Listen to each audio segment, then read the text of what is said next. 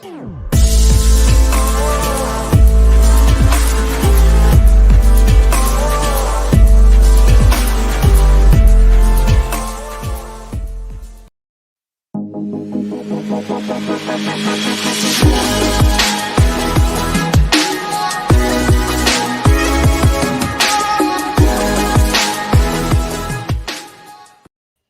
morning. It's Friday. Welcome to the Market Mindset. It's Andrew. Austin's a little under the weather today, so we're wishing him a speedy recovery. So we've got a lot to kind of just bounce around today, and I wanted to touch on a whole bunch of big themes out there, and let's just get right in it. It's of course, because everything we do is the foundation is coming from the ground. It's metals, it's mining. Is we see BHP sees a need for battery metals more than doubling in the next 30 years. So we're on and on about that all the time here. And most of you who listen might be getting sick of hearing about it. But once again, it's great just to reiterate what it takes in order to shift into any kind of green strategy that anyone wishes or hopes to even attempt to make any of those lofty goals. Whether or not you agree with them or not doesn't really matter. These are going forward, and it's the best way you can position yourself is to look at those foundational building blocks and where are they? Where are the good projects? Who's the good management? Who's the good teams? We've certainly done a lot of work over here, and our product, the market model mindset, has been great helping people to kind of identify some of those ways to create a model and what to look for, especially in this sector that still has a long, long way to go. And what I always tell people is I would rather be at the bottom of a sector that's been beaten up for a long period of time than being near the top of one that is in literally the mainstream media all the time, because maybe it's run its course. Maybe it's going to pop soon. So that's just my strategy. Lots of other strategies out there. The best thing one can do is identify what works for them and their personality and to go with it, but to stick with it. So we like to look at these things, these fundamental, macro outlooks, and apply them. And along that kind of, next natural step is if you looked at Bloomberg NEF, they had a great article out too about global energy storage market is set to hit 1 terawatt hours by 2030. So not only when we talk about like the copper that's needed, the lithium and whatnot for all the EVs, I mean, people spending a lot of effort talking about Tesla and Rivian and all these interesting, cars and electric vehicles and motors and whatnot, is the foundation of the actual power grid, and also the ability to store energy into like large scale batteries too, is an absolute requirement. And this whole space and market, it looks to be set up for a very long-term growth, and that's what we want to look for. We're not looking for a fly-by-night NFT or an interesting crypto that maybe can do something.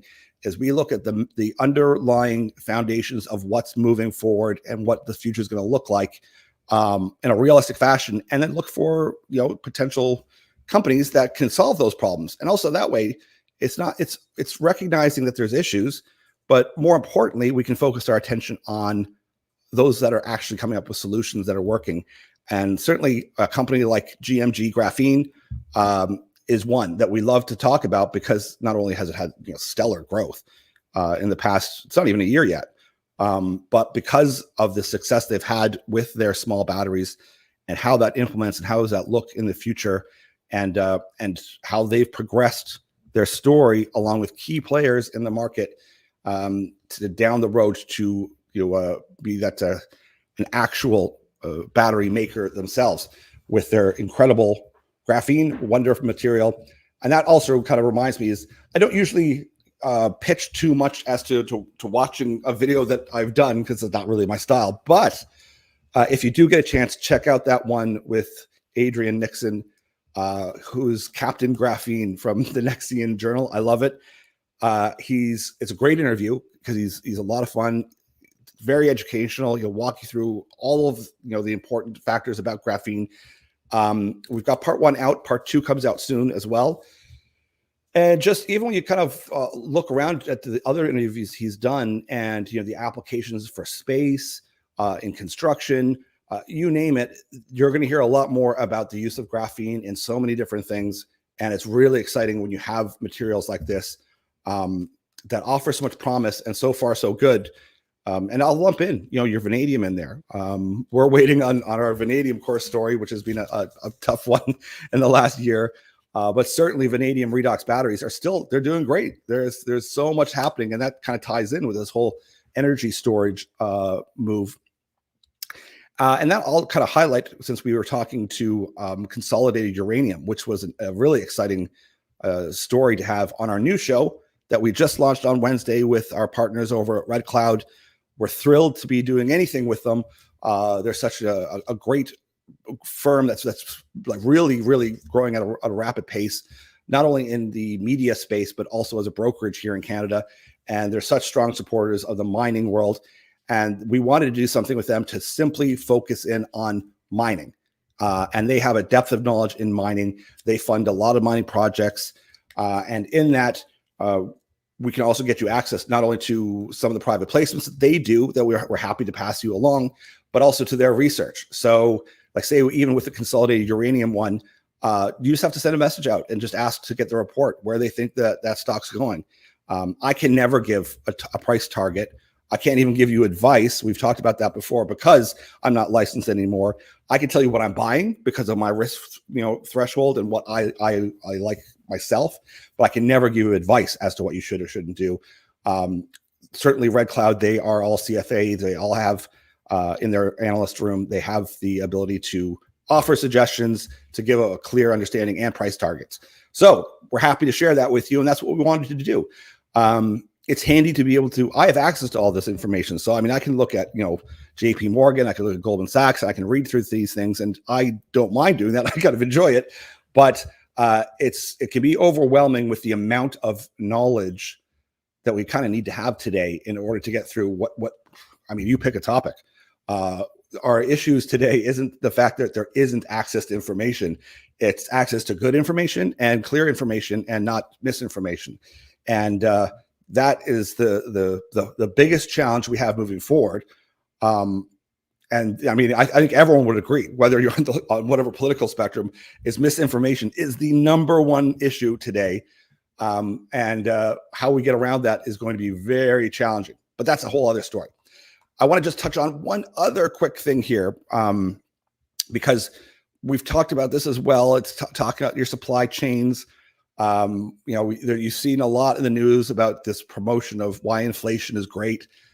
We heard first that there was no inflation, then too, there was only transitory inflation, but now we're being pitched at why it's such a good idea and why it's such a great thing. You'll see that in the news moving forward here as well.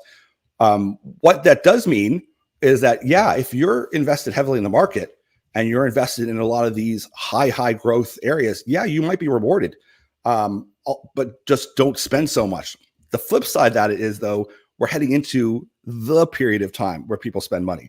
This is, your Black Friday, you've got US Thanksgiving, and you've got Christmas coming up. And so far, retailers have been very much rewarded because, there's not a lot of product out there. We know the supply chain issues are going to be for a while, and they're gobbling up everything. So I'd be surprised if we see many sales. And I think that people will probably just pay whatever in order to get some of these gifts and presents and you name whatnot. But we'll see. But I think retailers are probably going to have a very good quarter here moving forward. But on top of that, was really what I want to kind of touch on with this technology base was the global chip shortage, which once again, that affects everything, whether you're Tesla, whether you're a laptop company, a data storage company, you name it, but mostly because of the massive demand on blockchain and on cryptos, they use NVIDIA chips specifically. Those are the chips of choice. Well, there's other ASIC ones as well, but the NVIDIA ones are very, very popular. Let me just put it that way. There's lots of people over JP Morgan and other firms that are seeing this chip shortage could go into 2023. So once again, it's starting to really matter when you start outsourcing everything. This kind of strategy that the U.S. had, where it's like, we'll be just a an information country. We won't actually make anything. This is where that becomes a problem. If you hand over all of your industrial capacity to a foreign nation, unless you're purposely trying to keep them poor and they can never match up to you, then fine, you can easily control them. But we don't have that anymore. China now is the leading economy. They're storming forward ahead. They've built 140 nuclear reactors to deal with energy. They've got the largest vanadium battery in the world. They are full steam ahead on all of these initiatives, all of these things that we talk about over here that unfortunately we're lagging behind. And not because we're not bright or smart or anything else. We've got tons of great companies. We just need to acknowledge that it's important to fund our own initiatives, because if you hand over all of that power to someone, just like as if you hand over your own responsibility for your own life to someone, you're going to find it doesn't win in the long run. It's not a good strategy for life. So if we can be reliant and self-reliant and be knowledgeable and be packed with lots of information and facts, everything in your life is a little bit easier. So anyways, we just want to do a little bit of a recap on all of these kind of major themes as they keep on progressing. And of course, it's kind of old news now, but we know that the Biden plan is going to go through. Good and bad, doesn't matter. That's a lot of infrastructure that has to get done, that needs to get done. And hopefully that starts getting done as soon as possible. And I mean, I'd love to, like I've said it before, I'd love to see Canada also come out with a sensible one that can to match that as well. And I think in the new year, we're going to see a lot of interesting things coming out of Alberta, whether it's in kind of food and protein type sources, in battery energy, everything else. I think there's going to be some interesting things coming down the pipeline from there, which would be wonderful as well.